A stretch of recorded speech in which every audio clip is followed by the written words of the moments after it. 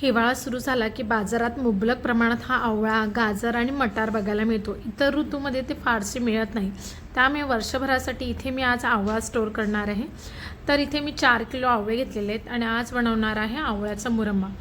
आवळे बाजारात आणल्या स्वच्छ धुवून घ्यायचे आणि इथे मी बघितलं तर इडलीचं जे पात्र आहे त्या पात्रामध्ये आवळे स्टीम करायला ठेवले. आवळे पूर्ण वाफून झाले की त्यातल्या बिया काढायच्या. बिया काढून झाल्यानंतर आपल्याला बघितलं तर इथे 4 किलो आवळ्यासाठी मी 2 किलो गूळ घेतलेले. त्यामध्ये दालचिनी, लवंग घालून घ्यायचे आणि आवळा बारीक होत तोपर्यंत आपल्याला पूर्णपणे शिजवून घ्यायचे आहे.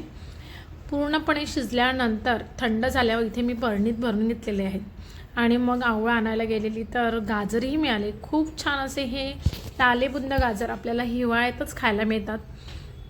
आणि गाजर बघितले तर आपल्या डोळ्यांसाठी, आपल्या हेल्थसाठीही खूप छान आहेत. त्यामुळे हा गाजराचा हलवा हिवाळ्यामध्ये तर मी किती वेळा बनवते. म्हणजे जर काही गोडाचा पदार्थ बनवायचा का मग काय बनवायचं तर मग गाजराचा हलवा ठरलाच.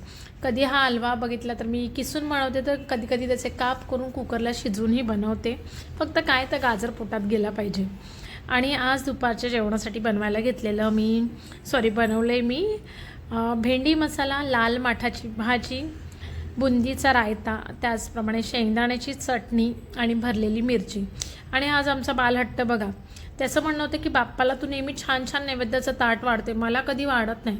म्हणजे ही अशी मूठ त्यालाही बनवून हवी होती. मग काय याच्यासाठी 2 मूठ बनवल्या आणि लगे गडी खुश.